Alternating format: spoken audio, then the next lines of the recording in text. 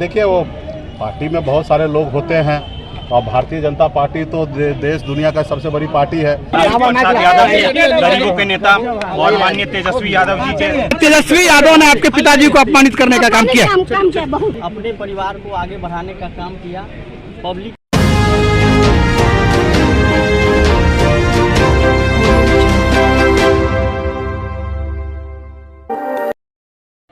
VIP उम्मीदवार गीता कुमारी आज नामांकन करने के लिए समाहरणालय परिसर में आ चुकी हैं अपने दलबल के साथ। साथ में केंद्रीय बिहार सरकार के मंत्री मुकेश सहनी जी भी उनके साथ उपस्थित हैं। चलिए, यहाँ हल्ला उल्ला मत कीजिए। अभिषेक भैया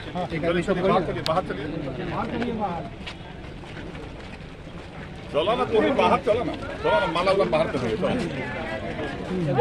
हो गया, वीडियो हो गया, विजुअल बनाने दीजिए ना, कम से बना लीजिएगा।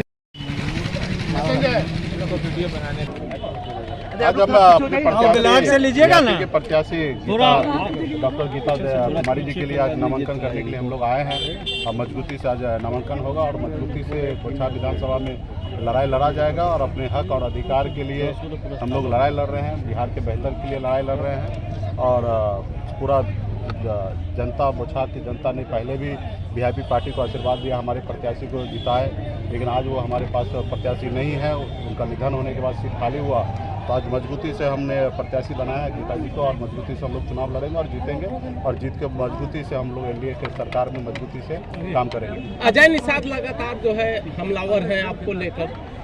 अब देखिए, वो पार्टी में बहुत सारे लोग होते हैं और भारतीय जनता पार्टी तो देश दुनिया का सबसे बड़ी पार्टी है। उसके पास तो 12 करोड़ लोग हैं और 12 करोड़ में से अगर एक लोग कोई है और वो ऐसे कुछ बात कर रहे हैं तो उसमें हम क्या कह सकते हैं उसके बारे में। तो सर, तो आप कह रहे हैं कि सर हम एनडीए में हैं और एनडीए के खिलाफ चुनाव लड़ रहे हैं। नहीं, एनडीए के खिलाफ कहाँ लड़ रहे हैं, हम एनडीए में है, हमारा सीट है। आप ही लोग न्याय कीजिए, बोछा के जनता न्याय करेंगे।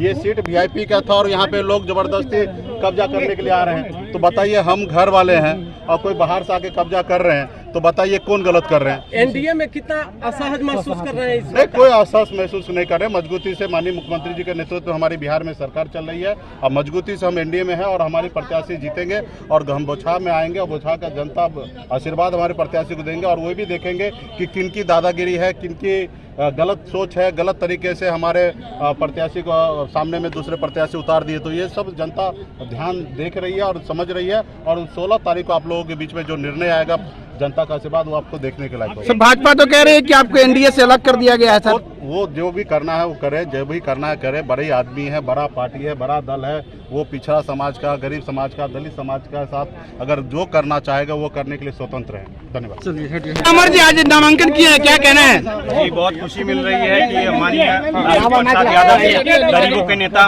और माननीय तेजस्वी यादव जी के द्वारा मुझे सहायता और इस दुख की घड़ी में उन्होंने मेरा साथ निभाया और मुझे अपने सिंबल से चुनाव में जाने का मौका दिया और जनता के प्रति उनका विश्वास, जनता से पूछ के ही मुझे ये सिंबल दिया गया है और जनता 12 तारीख को आपको इसका जवाब देगी और एक एक मत राष्ट्रीय जनता दल के खाते में जाएगा।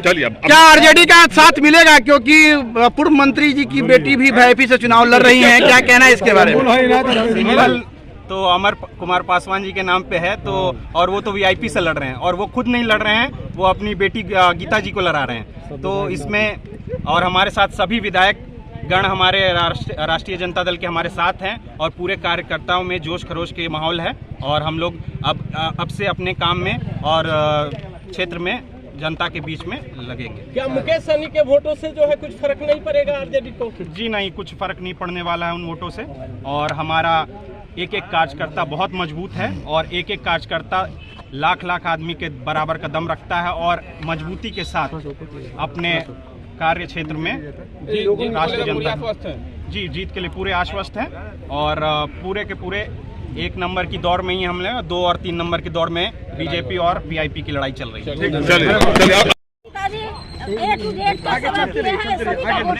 सत्य, ये तेजस्वी यादव ने आपके पिताजी को अपमानित करने का काम किया। काम किया बहुत, जिनको उन्होंने गोद में खिलाया, हर तरह की से लाख प्यार किए, वो आगे उस सब लाख प्यार को एक अपमान के रूप में अदा कर रही है। आगे की क्या रणनीति है? वीआईपी में भाजपा के लोगों का समर्थन मिलेगा आपको? वीआईपी कह रही है कि हम एनडीए में हैं, मुकेश सहनी जी कह रहे हैं एनडीए में हैं। इसका जवाब मुकेश सहनी जी देंगे। मैदान में उतरे हैं, क्या कुछ सोच के उतरे हैं, क्या कुछ रहेगा आपका? सर, ये मोजहा विधानसभा क्षेत्र में अब तक जो भी विधायक हुए उन्होंने अपने परिवार को आगे बढ़ाने का काम किया, पब्लिक का कुछ भी उन्होंने काम नहीं किया। तो यहाँ पे सबसे पहले शिक्षा की कमी है, तो उस शिक्षा की कमी को दुरुस्त करना होगा। और हमारे इलाके में वैसे विधायक नहीं चाहिए जो कि जीत कर जाएँ और पटना दिल्ली में डेरा डालें। यहाँ पे ऐसे विधायक की ज़रूरत है जो ज़मीनी हकीकत पे काम करे और वो फील्ड वर्क करें, तभी विकास हो पाएगा। और हमारे जमालाबाद में एक दलित की बस्ती है सर, उन दलितों की बस्ती में एक सड़क है, जिस सड़क में 3 सरकारी संस्थाएं हैं। एक तो प्राथमिक स्वास्थ्य केंद्र है, एक प्राथमिक विद्यालय है और एक आंगनबाड़ी केंद्र है। 25-30 साल पहले उसमें एक बार सड़क बना, पक्की सड़क। उन 25-30 सालों के बाद आज तक उस सड़क को कोई देखने भी नहीं गया। तो मेरा कहना ये है सर कि उन 25-30 सालों में आज तक क्या उस एरिया के कोई विधायक नहीं हुए, लेकिन उन्होंने इग्नोर किया। क्यों? कि वो बस्ती दलितों की है।